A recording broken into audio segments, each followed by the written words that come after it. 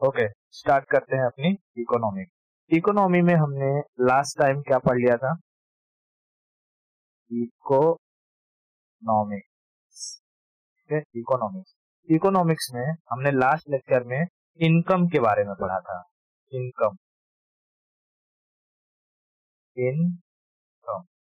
हमने देखा था कि इनकम दो टाइप की होती है, एक पर्सनल इनकम और दूसरा हमने देखा था कि जो देश का इनकम होता है यानी नेशनल इनकम। पर्सनल इनकम में हमने देखा था कि पर्सनल इनकम अगेन कई भाग में डिवाइडेड होता है, जिसमें से जब हमें पूरा का पूरा पैसा डायरेक्टली किसी काम के बदले पैसा मिल जाता है तो उसे हम क्या कहते हैं? मॉनेटरियल इनकम। उसमें आता है मॉनेटरियल इनकम। मॉनेटरियल इनकम, जब इस मॉनेटरियल इनकम पर हम टैक्स लगा देता, सरकार टैक्स लगा देती है और हमसे कुछ पैसा हमसे ले लेती है, तो बचा हुआ पैसा क्या कहलाता है? बचा हुआ पैसा कहलाता है प्रयोज्य आय। हिंदी में, इंग्लिश में कहते हैं disposable income. Disposable income, Hindi में डिस्पोजेबल इनकम। डिस्पोजेबल इनकम में से जब हम अपने कर्जे को चुका देते हैं, अगर किसी से लोन लिया है तो लोन वगैरह चुका देते हैं, तो हमारे पास जो कुल पैसा बचता है वो होता है हमारा रियल इनकम।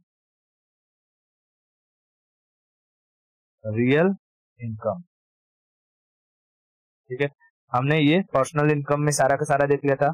फिर देश को, यानी अगर हम भारत की बात करें तो भारत को सारा का सारा पैसा कहाँ से आता है? उस पैसों को हम कहते हैं नेशनल इनकम। नेशनल इनकम में कुल चीजें क्या क्या इंक्लूडेड थी? तो हमने देखा था कि भारत को पैसा आता है प्राइवेट कंपनी से, यानी प्राइवेट कंपनी का इनकम।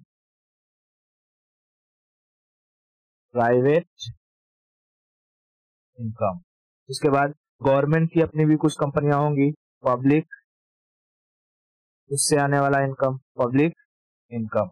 तीसरा जो होता होगा, बड़ी बड़ी कंपनियां होती हैं जैसे कॉर्पोरेट सेक्टर होती हैं, कॉर्पोरेट इनकम। ठीक है, कॉर्पोरेट इनकम। उसके बाद चौथा होता है कि बाहर से आने वाला इन्वेस्टमेंट।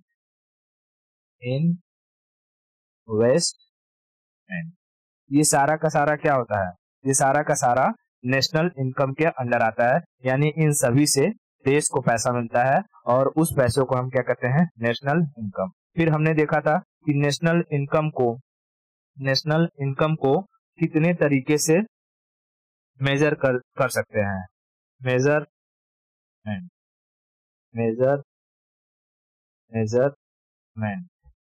के मेथड्स देखे थे हमने।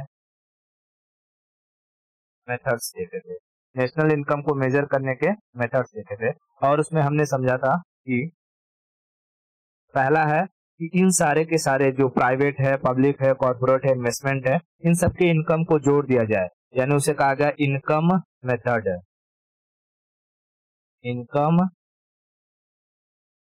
मेथड। दूसरी चीज क्या है कि इन सबके प्रोडक्शन को जोड़ दिया जाए, तो उसको कहा गया प्रोडक्शन मेथड। और तीसरा था कि किसी भी देश की लोगों की सेविंग्स और एक्सपेंडिचर को जो है उसका मेजरमेंट कर लिया जाए, उसे कहा जाता है सेविंग मेथड। डेवलप्ड कंट्री में सेविंग मेथड का यूज होता है उस देश की इनकम को जानने के लिए, और हमारे भारत में इनकम मेथड और प्रोडक्शन मेथड में हमने देखा था कि मोस्टली हम किसका इस्तेमाल करते हैं? NNP का, नेट नेशनल प्रोडक्ट। और कहेगा कि सबसे बेहतरीन मेथड कौन सा है, तो वो है इनकम मेथड। इतना देख लिया था। अब हम आगे बढ़ते हैं और समझते हैं कि PCI यानी पर कैपिटा इनकम, यानी किसी भी देश के लोगों के पास कितने पैसे की कमाई होती है एक साल में। ठीक है, तो अगला हम चीज जो समझते हैं इस लेक्चर में, हम समझते हैं per capita income. Per capita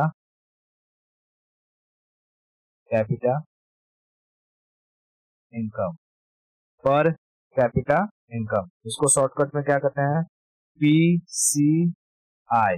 PCI। अब देखो पर कैपिटा इनकम को कैसे निकाला जाता है, तो पर कैपिटा इनकम को निकालने के लिए यानी PCI को निकालने के लिए देश के टोटल इनकम को उस देश के पॉपुलेशन से डिवाइड कर देते हैं, यानी नेशनल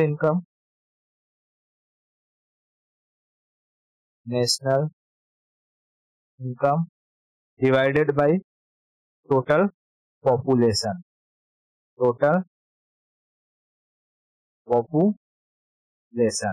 और हमें उससे क्या मिल जाएगा, उस देश के लोगों की एनुअल इनकम। हम भारत की अगर बात करें in context of Bharat, India, अगर हम इंडिया की बात करें तो भारत में जो PCI है, पर कैपिटा इनकम है, PCI वो एनुअली है 1,20,000 रुपए, 1,20,000 रुपए एनुअली, यानी एक साल में एक आदमी एवरेज कितने पैसे कमाता है, 1,20,000। अगर हम मंथली बात करें, monthly per capita income monthly, तो वो कितना हो जाएगा, 1,20,000 डिवाइडेड बाई 12, यानी वो हो जाएगा लगभग 10,000 रुपए। यानी कि भारत में एक आदमी एवरेजली एक महीने में 10,000 रुपए कमाता है। अब देखो एक आदमी 10,000 रुपए में क्या खुश रह सकता है, बिल्कुल नहीं। तो किसी भी देश की पर कैपिटा इनकम उस देश के लोगों की हैप्पीनेस को बताता है। क्या बताता है, हैप्पीनेस को। तो मैं यहाँ क्या लिख सकता हूँ, PCI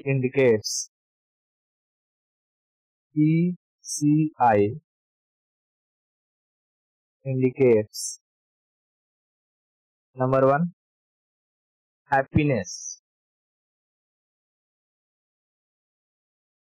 happiness of citizen.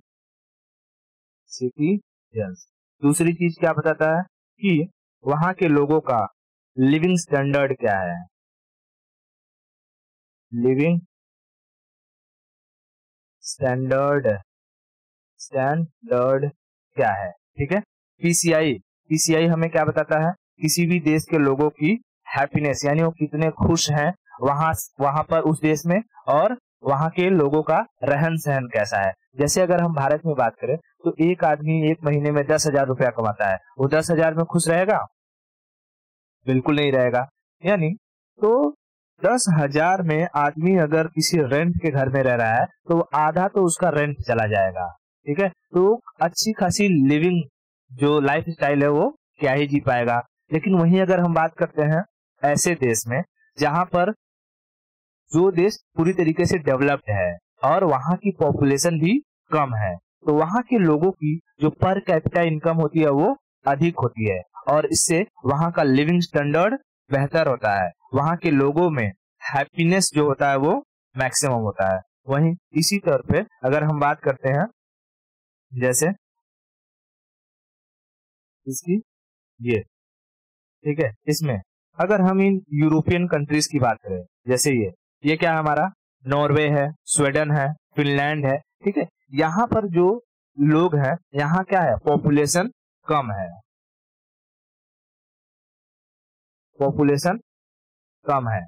Population कम होने की वजह से यहाँ के लोगों की क्या है, जो पर कैपिटा इनकम अधिक है। पॉपुलेशन कम होने के साथ साथ ये देश क्या है, डेवलप्ड है, ठीक है, डेवलप्ड है। तो अगर कोई भी देश डेवलप्ड है, वहां की जनसंख्या भी कम है, तो इसका डायरेक्ट असर किस पे पड़ता है, पर कैपिटा इनकम पे। यानी हम अगर पर कैपिटा इनकम की बात करें इन यूरोपियन कंट्रीज में तो 50-50 हजार मंथली एवरेजली क्या आ जाता है, PCI आ जाता है। लेकिन अगर वहीं पर हम बात करें भारत की, ठीक है। वहीं पर अगर हम बात करें अपने इंडिया की, तो इंडिया क्या है, एक डेवलपिंग कंट्री है, डेवलपिंग कंट्री है। और यहाँ की पॉपुलेशन भी क्या है, पॉपुलेशन अधिक है, पॉपुलेशन अधिक है, जिसकी वजह से यहाँ का जो पर कैपिटा इनकम है वो क्या है, वो कम है, पर कैपिटा इनकम कम है। और पर कैपिटा इनकम अगर कम रहेगी तो लोगों का स्टैंडर्ड कभी भी बढ़ नहीं पाएगा। यानी अगर हमें किसी देश के लोगों के हैप्पीनेस और वहाँ की स्टैंडर्ड के बारे में पता करना है तो हमें उस देश का क्या देखना होगा, पर कैपिटा इनकम देखना होगा। और अगर किसी देश में हमें इंडस्ट्री लगाना है और ये जानना है कि उस देश में हमारी इंडस्ट्री सक्सेसफुल होगी कि नहीं होगी, तो हमें उस देश की जीडीपी देखनी चाहिए। क्या देखनी चाहिए, जीडीपी।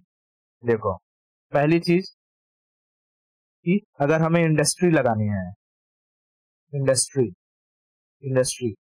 के लिए हमें किसी भी देश की क्या देखनी चाहिए, जीडीपी। क्योंकि जीडीपी क्या बताता है, प्रोडक्शन को बताता है, किसी भी कंट्री में कितना अधिक प्रोडक्शन हो रहा है। जब प्रोडक्शन अधिक होगा इसका मतलब कि वहां पर लेबर सस्ते हैं, लैंड आसानी से मिल जाती है, कंपनी आराम से स्टेब्लिश हो सकती है। इसका एग्जांपल हम चाइना को कह सकते हैं कि चाइना में लैंड, आप कोई भी जमीन पसंद कीजिए, 2 घंटे के अंदर आपको चाइना लैंड प्रोवाइड करवा देगा। लेबर वो सबसे सस्ते देता है, लैंड। दूसरी बात, लेबर वो सबसे सस्ते देता है। और इसके लेबर कैसे होते हैं, स्किल्ड लेबर होते हैं, स्किल्ड लेबर होते हैं। लेकिन भारत में किसकी कमी है, स्किल्ड लेबर की कमी है। तो स्किल्ड लेबर की कमी होने की वजह से भारत में जो अनएम्प्लॉयमेंट रेट है वो भी बढ़ने लगता है। लेकिन वहीं पर चाइना की बात करें तो चाइना में स्किल्ड लेबर अधिक होने की वजह से वहां पर एम्प्लॉयमेंट भी अधिक जनरेट होता है। एम्प्लॉयमेंट अधिक जनरेट होती है, इंडस्ट्रीज भी अधिक लगती है। तो कोई भी देश की जो कंपनी रहेगी वो कहाँ भागने की कोशिश करेगी, वो चाइना में जाने के लिए कोशिश करेगी। तो इतना समझ में आया, पर कैपिटा इनकम समझ में आया, पर कैपिटा इनकम पीसीआई को कैसे निकालते हैं, किसी भी देश का नेशनल इनकम डिवाइडेड बाई उस देश की पॉपुलेशन, हमें क्या मिल जाएगा, पर कैपिटा इनकम। भारत की पर कैपिटा इनकम की अगर बात करें एनुअली 1,20,000, मंथली अप्रोक्सीमेटली 10,000, ठीक है। पर कैपिटा इनकम कम है मतलब वहां के लोगों की हैप्पीनेस रिपोर्ट ठीक नहीं होगी, वहां के लोगों का स्टैंडर्ड ठीक नहीं होगा, ठीक है। एक एवरेज लोगों की बात कर रहा हूँ, ये नहीं कि सबका ही ठीक नहीं होगा, जो है एवरेजली अगर हम बात करें तो एवरेज लोगों का जो लिविंग स्टैंडर्ड होगा वो ज्यादा होगा, गरीबी मतलब स्टैंडर्ड कम होगा, गरीबी ज्यादा होगा, ठीक है। तो भारत में भी गरीबी ज्यादा है। उसके पीछे सबसे बड़ी वजह क्या है, तो सबसे बड़ी वजह है कि भारत में जो लेबर है, लेबर का अनस्किल्ड होना। और दूसरी चीज क्या है, दूसरी चीज पॉपुलेशन अधिक होना। तीसरी चीज डेवलपिंग कंट्री के अंडर आना, यानी भारत क्या है, डेवलपिंग कंट्री है। तो वजह क्या है, रीजन वो लिख देता हूं मैं, रीजन इसका पीसीआई कम होने का, पर कैपिटा इनकम के कम होने की वजह क्या है। तो पहली वजह यह हो सकती है कि स्किल्ड लेबर की कमी, स्किल्ड लेबर की कमी। दूसरी चीज क्या हो सकती है, दूसरी चीज कि यहाँ पर अनएम्प्लॉयमेंट रेट ज्यादा, अनएम्प्लॉयमेंट मैक्सिमम होना, ठीक है। और तीसरी चीज ये होती है कि देश अभी क्या है, डेवलपिंग स्टेज में है, डेवलपिंग स्टेज, ठीक है, डेवलपिंग स्टेज में है। ये 3 मुख्य रीजन है पीसीआई के कम होने की। अगर कोई कंट्री है वो छोटा है, डेवलप्ड है, वहां की जो पॉपुलेशन है, एक पॉपुलेशन भी है, तो ऐसी रीजन हम कह सकते हैं कि पॉपुलेशन मैक्सिमम है, ठीक है, पॉपुलेशन मैक्सिमम। अगर किसी देश की पॉपुलेशन कम है, कंट्री डेवलप्ड है, तो वहां के लोगों का जो पर कैपिटा इनकम है वो ऑटोमेटिकली बढ़ जाएगा, हैप्पीनेस रिपोर्ट अच्छा रहेगा, लिविंग स्टैंडर्ड ऊंचा रहेगा। बात समझ में? ओके। अब हम समझते हैं कि ये जो अनएम्प्लॉयमेंट है, अनएम्प्लॉयमेंट किसे कहते हैं और अनएम्प्लॉयमेंट कितने तरीके की होती है। अनएम्प्लॉयमेंट मतलब बेरोजगारी। तो अनएम्प्लॉयमेंट के बारे में समझते हैं।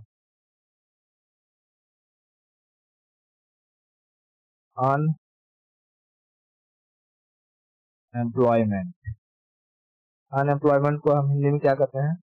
बेरोजगारी। बेरोजगारी, बेरोजगारी। अब देखो अनएम्प्लॉयमेंट किसे कहेंगे या अनएम्प्लॉयड बेरोजगार किसे कहेंगे? बेरोजगार या अनएम्प्लॉयड, अनएम्प्लॉयड, अनएम्प्लॉयड किसे कहेंगे? ऐसा इंसान जो काम करना चाहता हो लेकिन उसे उचित समय पर, ऑन राइट टाइम एंड उचित मूल्य पर, ऑन फेयर कॉस्ट उसे जॉब नहीं मिलती है, तो वो क्या कहलाएगा? अनएम्प्लॉयड कहलाएगा। अनएम्प्लॉयड या बेरोजगार किसे कहेंगे? जो काम करना चाहता हो, want to work, want to work but did not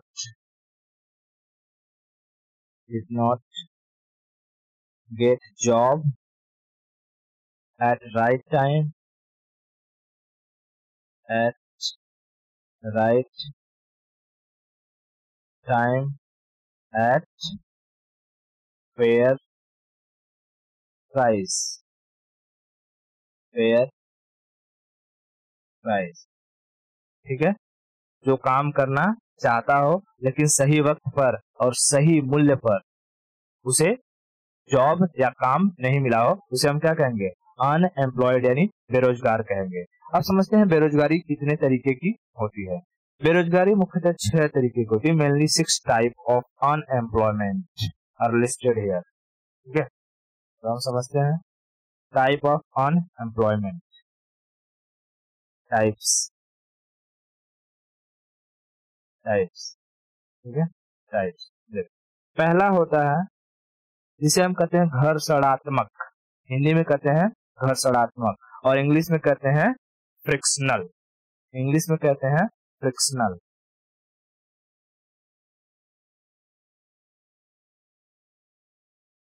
frictional Hindi में क्या कहेंगे? घर्षणात्मक, बेरोजगारी, घर्षणात्मक बेरोजगारी।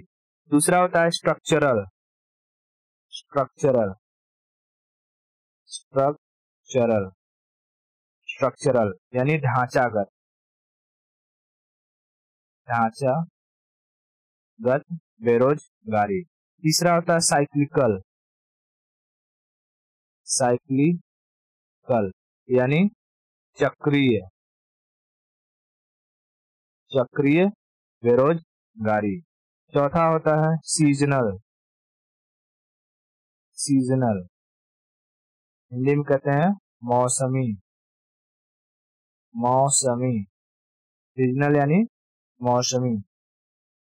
फिर पांचवा होता है जिसे कहते हैं कि डिस्टिंग्विश यानी छिपी, डिस्टिंग्विश, डिस्टिंग्विश छिपी, छिपी बेरोजगारी। और छठवां होता है एजुकेशनल, एजुकेशनल, एजुकेशनल यानी शिक्षित बेरोजगारी, शिक्षित बेरोजगारी। इतना समझ में आया? ठीक है, अब एक एक को समझते हैं। पहले इतना याद कर कि फ्रिक्शनल कितने टाइप की अनएम्प्लॉयमेंट होती है? 6 टाइप की। कौन कौन सी? Frictional, structural, cyclical, seasonal, distinguish, educational. ठीक है, कौन कौन सी? Frictional, structural, cyclical, seasonal, distinguish, educational. कौन कौन सी? Frictional, structural, cyclical, seasonal, distinguish, educational. अब आगे समझाता हूं कि फ्रिक्शनल या स्ट्रक्चरल, साइक्लिकल, सीजनल, डिस्टिंग्विश या एजुकेशनल किसे कहते हैं, इसकी कैसे हम पहचानेंगे कि ये कौन से टाइप का अनएम्प्लॉयमेंट है। ठीक है, आगे समझते हैं। सबसे पहले हम समझते हैं फ्रिक्शनल अनएम्प्लॉयमेंट। फ्रिक्शनल अनएम्प्लॉयमेंट,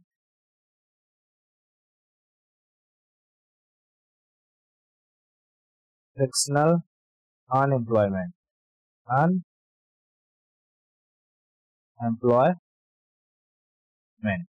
यानी कि घर्षणात्मक बेरोजगारी।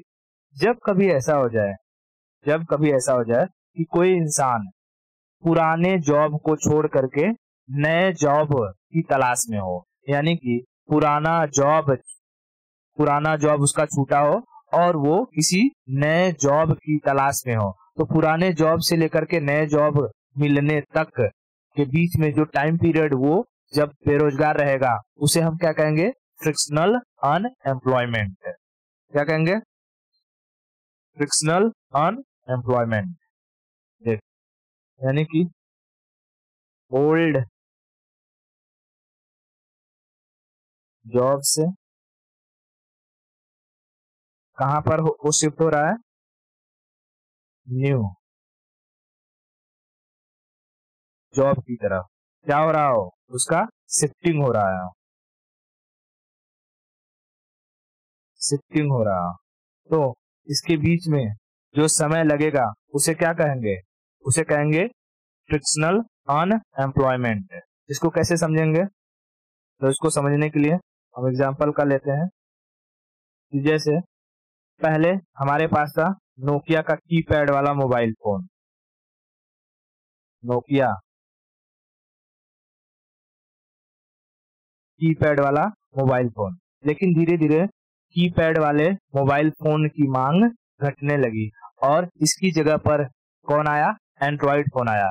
तो एंड्रॉइड फोन जब आया और किसी इंसान का एंड्रॉइड फोन जब बिगड़ेगा, तो वो अगर इंसान इस नोकिया का फोन बनाने वाले के पास अपना फोन लेकर के जाएगा, तो क्या वो एंड्रॉइड फोन को नोकिया का वर्कर ठीक कर पाएगा, इसका वर्कर है, वर्कर नोकिया का कीपैड वाले का वर्कर है, और वर्सेस अगर हम बात करें तो एंड्रॉइड वर्कर, एंड्रॉइड वर्कर। ठीक है, तो क्या नोकिया कीपैड वाला वर्कर उस एंड्रॉइड वर्कर को ठीक, अरे एंड्रॉइड फोन को ठीक कर पाएगा, नहीं। यानी उसे अगर एंड्रॉइड फोन को ठीक करना है तो उसे कीपैड से शिफ्ट होकर किस पर जाना पड़ेगा, एंड्रॉइड पर। यानी एंड्रॉइड के सारी की सारी फंक्शनैलिटी को सीखना पड़ेगा कि कैमरा किस तरीके से रिप्लेस होता है, चार्जिंग पोर्ट किस टाइप का है, सी टाइप का है कि ए टाइप का है। ठीक है, उसमें बैटरी कौन सा लगता है, ओपन होता है कि नहीं होता है। ठीक है, उसके पार्ट्स, बॉडी पार्ट्स कैसे खुलते हैं, स्क्रीन पर लॉकिंग सिस्टम है तो अगर वो खराब हुआ तो उसको कैसे देखेंगे। तो इन सब को सीखने के लिए उसे वक्त लगेगा, और उतने वक्त में जब तक उसके पास जॉब नहीं रहेगा, काम नहीं रहेगा, उस टाइम पीरियड को हम कहेंगे फ्रिक्शनल अनएम्प्लॉयमेंट। फ्रिक्शनल अनएम्प्लॉयमेंट यानी कि किसी पुरानी चीज को छोड़ करके नए चीज के बारे में सीखना, और उस समय का जो ट्रांजिशन पीरियड है उसे हम फ्रिक्शनल अनएम्प्लॉयमेंट कहेंगे। ठीक है, तो इसका मैं लगा देता हूं। जैसे यहाँ था ये नोकिया, ठीक है, ये है नोकिया का फोन, वैसे कर देते हैं नोकिया, क्रॉप करेंगे तो कैसे कटेगा, यहाँ से करता है। ठीक है, यहाँ इसको समझते हैं, देता हूँ। ये नोकिया है,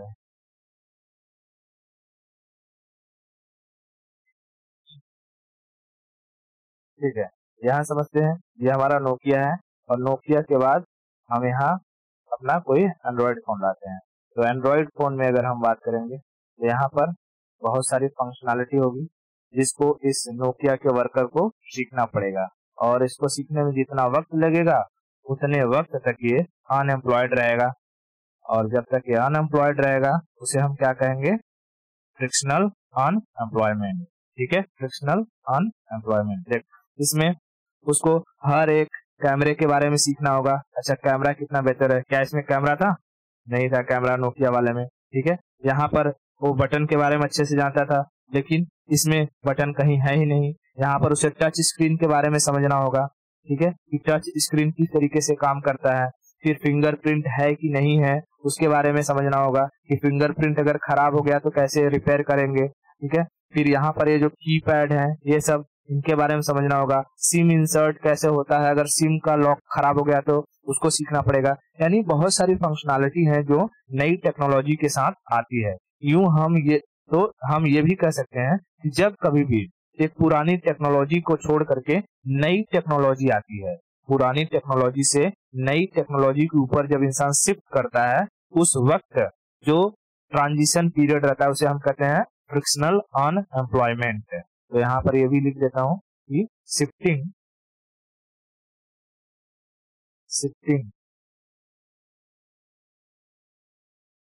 फ्रॉम ओल्ड टेक्नोलॉजी टू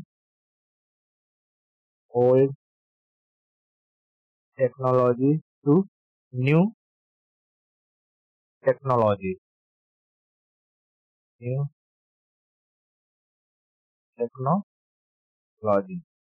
इसके बीच में जो टाइम लगेगा वो क्या कहलाएगा, फ्रिक्शनल अनएम्प्लॉयमेंट है। बात समझ में आ गई? ओके, अब आगे हम बढ़ते हैं और समझते हैं कि स्ट्रक्चरल अनएम्प्लॉयमेंट क्या होता है। दूसरा क्या समझते हैं, स्ट्रक्चरल अनएम्प्लॉयमेंट। स्ट्रक्चरल अनएम्प्लॉयमेंट, देखो स्ट्रक्चरल से ही क्या समझ में आ रहा है कि किसी भी चीज में, किसी मशीनरीज में, किसी प्रोडक्ट में स्ट्रक्चर का अगर चेंज आ जाए, तो उस स्ट्रक्चर को समझने में किसी भी इंसान को जो वक्त लगेगा और उस वक्त में जब उसके पास जॉब नहीं रहेगा तो वो टाइम पीरियड क्या कहलाएगा, स्ट्रक्चरल अनएम्प्लॉयमेंट। यानी देख उसको समझ, स्ट्रक्चरल अनएम्प्लॉयमेंट में क्या होता है, स्ट्रक्चरल चेंजेस आता हो, यानी मांग की चेंज हो जाए, डिमांड क्या हो जाए, चेंज हो जाए। ठीक है, डिमांड चेंज हो जाए, या हम कह सकते हैं चेंज इन डिमांड। उसको चेंज इसमें आ जाए, चेंज इन डिमांड यानी मांग। ठीक है, किसी भी चीज की मांग जो है वो उसमें चेंजिंग आए। जैसे पहले लोग यही नोकिया मोबाइल चलाते थे, पहले लोग क्या चलाते थे, नोकिया मोबाइल चलाते थे। मैं दिखाता हूं, जैसे ये है सैमसंग। पहले लोग क्या करते थे कि बात करने के लिए ये सैमसंग गुरु का इस्तेमाल करते थे। ठीक है, सैमसंग, हम देखो सैमसंग का इस्तेमाल करते थे। ठीक है, सैमसंग ने देखा कि लोगों की मांग बदल रही है, अब लोग इस कीपैड से होकर के क्या चाहते हैं, वो स्क्रीन टच पर आना चाहते हैं। कीपैड से स्क्रीन टच, मांग क्या चेंज हो रही है, डिमांड कहां से चेंज हो रही है, कीपैड टू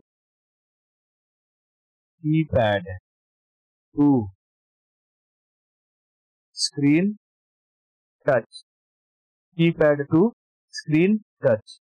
तो सैमसंग ने क्या किया कि अपना स्क्रीन टच मोबाइल भी लॉन्च किया। क्या लॉन्च किया, स्क्रीन टच मोबाइल। देखता हूं,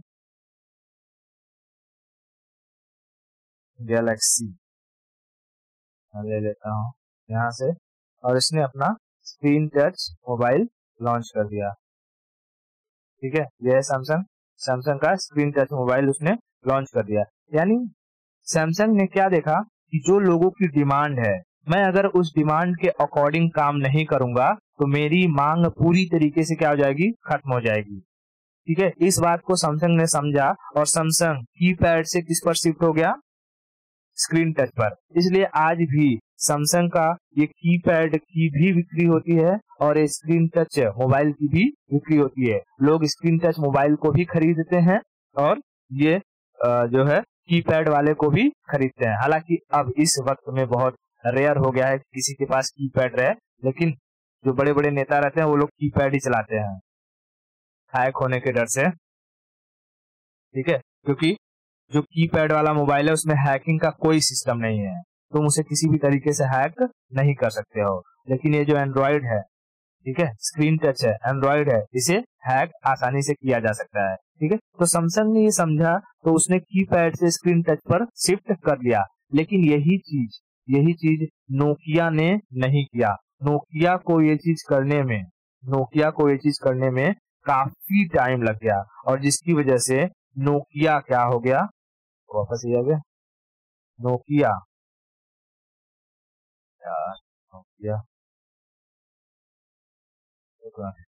नोकिया को लाता हूँ। नोकिया ने अपने आप को चेंज नहीं किया और जिसकी वजह से नोकिया को लोगों ने सच में नो कर दिया। नोकिया तभी तो नोकिया, ठीक है, नोकिया ने इस बात को पर ध्यान नहीं दिया। नोकिया को लगा कि ये एंड्रॉइड पर नहीं शिफ्ट होगा। नोकिया का जो सिस्टम चल रहा था वो सैम्बियन सिस्टम काम कर रहा था, लेकिन गूगल ने अपना लाया एंड्रॉइड सिस्टम। यानी लोगों के पास अब मांग किसकी थी, एंड्रॉइड की मांग थी। लेकिन नोकिया ने इस बात पर ध्यान नहीं दिया और इसकी वजह से क्या हो गया, नोकिया ठीक है, नोकिया ने अपने आप में बदलाव नहीं किया। नोकिया जिस सिस्टम पर काम करता था उसे कहते थे सैम्बियन। ठीक है, नोकिया जिस सिस्टम पर काम करता था उसे क्या कहते थे, सैम्बियन।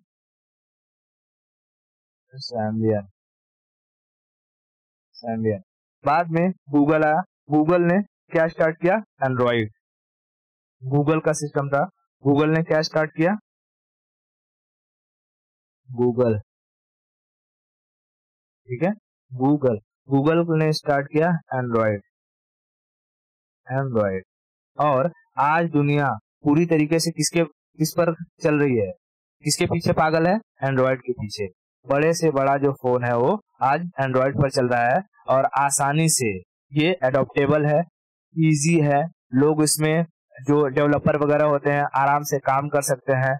कई सारी जो कंपनियां होती हैं वो उनका अपने फोन्स का प्रोडक्शन कर सकती हैं और पूरी दुनिया में कौन फैल गया, एंड्रॉइड। इस एंड्रॉइड पर जो कंपनियां शिफ्ट हो गई वो कंपनियां बाद में जाकर सरवाइव कर पाए, लेकिन जो कंपनियां शिफ्ट नहीं हो पाई वो सरवाइव नहीं कर पाई। जैसे आज अगर हम देखें तो किसका डिमांड पूरी तरीके से खत्म हो गया है, नोकिया का डिमांड पूरी तरीके से खत्म हो गया है। तो इसको समझाऊंगा कि अभी जब डिमांड पूरी तरीके से खत्म हो जाए तो उसे कौन सी अनएम्प्लॉयमेंट कहते हैं। लेकिन फिलहाल जब टेक्नोलॉजिकल चेंज की वजह से डिमांड चेंज हो जाए, और उसके बीच में जब वक्त जो लगता है ट्रांजिशन होने में, ठीक है, जैसे कि सैमसंग पहले ये बनाती थी, अब उसको ये प्रोडक्शन करने के लिए नए नए प्लांट डालने होंगे, नए प्लांट डालने के लिए उसे वक्त लगेगा। तो उस वक्त जब तक ये प्लांट अभी बन रहा है तब तक तो सैमसंग के पास एम्प्लॉयमेंट जनरेट नहीं होगा। ठीक है, एम्प्लॉयमेंट जनरेट नहीं होगा और इस टाइम पीरियड को हम क्या कहेंगे, स्ट्रक्चरल अनएम्प्लॉयमेंट। अब हम समझते हैं तीसरा, साइक्लिक अनएम्प्लॉयमेंट। ठीक है, क्या समझते हैं, साइक्लिक अनएम्प्लॉयमेंट। तीसरा होता है साइक्लिकल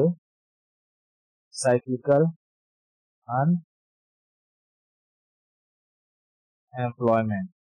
ठीक, साइक्लिकल अनएम्प्लॉयमेंट में क्या होता है, किसी भी वस्तु की जो डिमांड होती है वो पूरी तरीके से खत्म हो जाती है। डिमांड खत्म हो जाती है, एंड ऑफ डिमांड।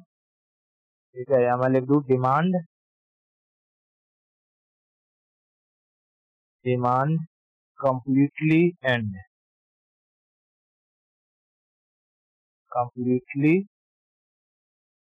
एंड खत्म हो जाती है।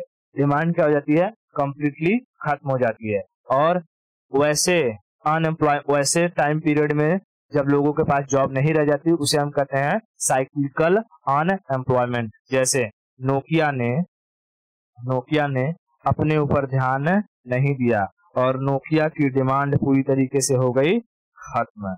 जब नोकिया की डिमांड पूरी तरीके से खत्म हुई होगी, जब नोकिया की डिमांड पूरी तरीके से खत्म हुई होगी, तो उससे रिलेटेड जितने भी वर्कर रहे होंगे, जितने भी रिटेलर रहे होंगे, जितने भी शॉपकीपर रहे होंगे, वो सब के सब बेरोजगार हुए होंगे, वो सब के सब बेरोजगार हुए होंगे। और इस बेरोजगारी को हम क्या कहते हैं? साइक्लिकल बेरोजगारी या साइक्लिकल अनएम्प्लॉयमेंट। यानी नोकिया पूरी तरीके से डिमांड खत्म हो गया। क्या आज कोई नोकिया को यूज करना चाहता है? नहीं। नोकिया ने अपने आप को शिफ्ट नहीं किया, और जब नोकिया ने अपने आप को शिफ्ट नहीं किया तो इसकी वजह से इससे रिलेटेड पहले ये नोकिया कंपनी होगी, फैक्ट्री, नोकिया फैक्ट्री है। नोकिया फैक्ट्री से नोकिया का फोन का मांग खत्म, तो फैक्ट्री से जुड़े जितने वर्कर होंगे पहले उनका जॉब गया। फैक्ट्री से जुड़े जितने वर्कर होंगे पहले उनका जॉब गया। फिर इस फैक्ट्री से कौन कौन लोग जुड़े होंगे? यानी फैक्ट्री से डीलर होंगे, रिटेलर होंगे, है कि नहीं? डीलर होंगे, फैक्ट्री से के साथ जुड़े होंगे कौन? डीलर, डीलर डीलर से जुड़े होंगे रिटेलर, रिटेलर है ना, रिटेलर। ठीक है, रिटेलर। फिर होंगे डिस्ट्रीब्यूटर वगैरह आएगा पहले, डीलर, डीलर के पास आएगा डिस्ट्रीब्यूटर, डिस्ट्रीब्यूटर डिस्ट्रीब्यूटर डिस्ट्रीब्यूटर से कौन जुड़ा रहेगा? Wholesaler, wholesaler, wholesaler. और होलसेलर से कौन जुड़ा रहेगा? Retailer, retailer. और रिटेलर से कौन जुड़ा रहेगा? जो हम कंज्यूमर, कंज्यूमर। अब देखो, कंज्यूमर ने डिमांड क्या कर दी? डिमांड